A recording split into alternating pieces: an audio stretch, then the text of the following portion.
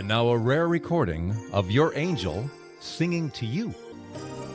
You are the wind beneath my wings. You are the wind beneath their wings. That's the song that bubbled up today. I tell you, songs kind of bubble up seemingly out of nowhere, and we know where that nowhere is. Welcome to Men's Morning Lights. I'm your host, Trapper Jack. So this leads us to angels, is what it does.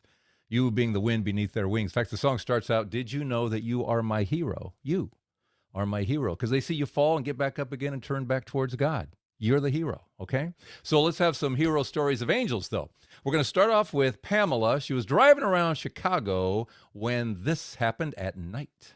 And then another one was when I was driving in Lakeshore Drive in Chicago, and I think I was getting on the on-ramp, and there must have been a car coming the wrong way down the on-ramp, and it was one of those happened so fast. I was driving, I see a light where there shouldn't be one. I thought to myself, oh my God, I'm dead. That was kind of the thought that came over me, to the point where I didn't even have time to move or do anything, and I felt the car steering wheel. It was as if somebody took it and just jerked my wheel far to the right for me, and I missed the car. But you felt someone take the wheel. I felt, yes, I didn't turn it. I was in like literally, it happened so fast. And it was as if you were in driver's ed and the teacher went, no, I said turn right or something. And they grabbed the wheel and jerked it. It was that much of a jerk.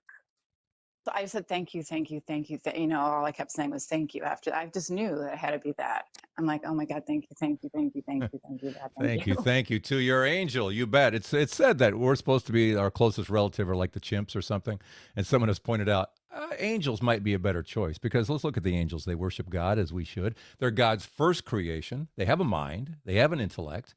They have a will. You know, they have a nature, and their nature is spirit.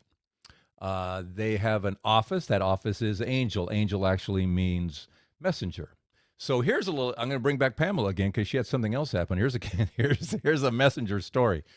She's on her honeymoon with her hubby. This is a little over 20 years ago, and they're on the island of Hana. They're on early in the morning. They're going up this kind of deserted road. There's little turnouts along the way for beaches and waterfalls and things like that. This is not the place or the time to lock your keys in the car. Here we go. And I think it was like our first stop. I can't remember. And I said, oh, we got to go stop. There's a waterfall over there. So we jump out of the car, shut the door. We're taking photos. We're looking down. And as I'm walking back to the car, I got that sinking feeling. Oh, crud. I locked the keys in the car and it's running.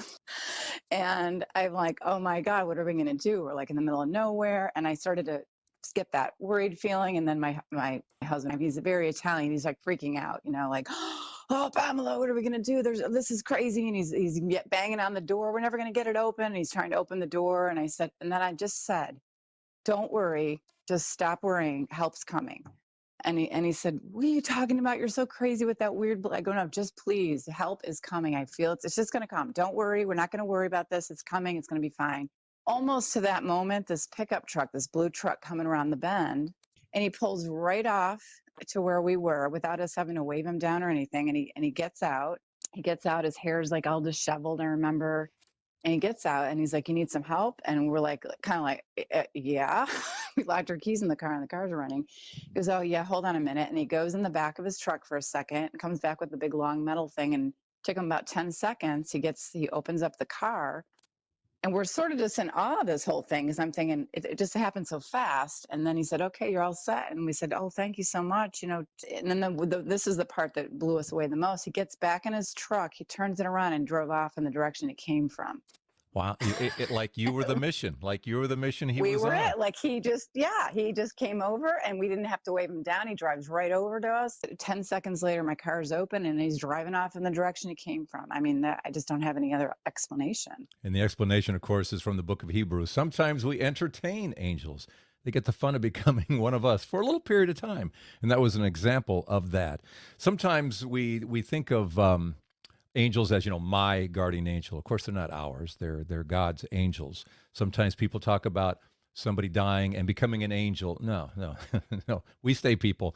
They stay angels. God's first creations. They are angels. And it's said to be that each one is its own species. That's how special each one of these angels are, and how they are just completely surrendered to God as they teach us to do the same. Let's stick with this idea of the book of Hebrews, and sometimes we entertain angels. I think the first angel story we had like that on the Touched by Heaven podcast was Maria. Again, 90s, pre-cell phone. She's in West Virginia. It's getting dark. Her car is starting to conk out, and it picks the wrong place to conk out. She's on a highway, and she's turned the bend and has to pull off. So as cars are coming by, they're flying by her. They're past her before they see her, that she's sitting there by the side of the road, and nobody's seeing her, nobody's stopping, and so she starts praying. This is when you need a really good angel. And I remembered reading different stories about people encountering angels. So I was like, Dear God, it is cold, it is dark, I'm scared, and I need your help. Please send me an angel to help me. And as soon as I finished the sentence, this Jeep driving slowly pulled up behind me.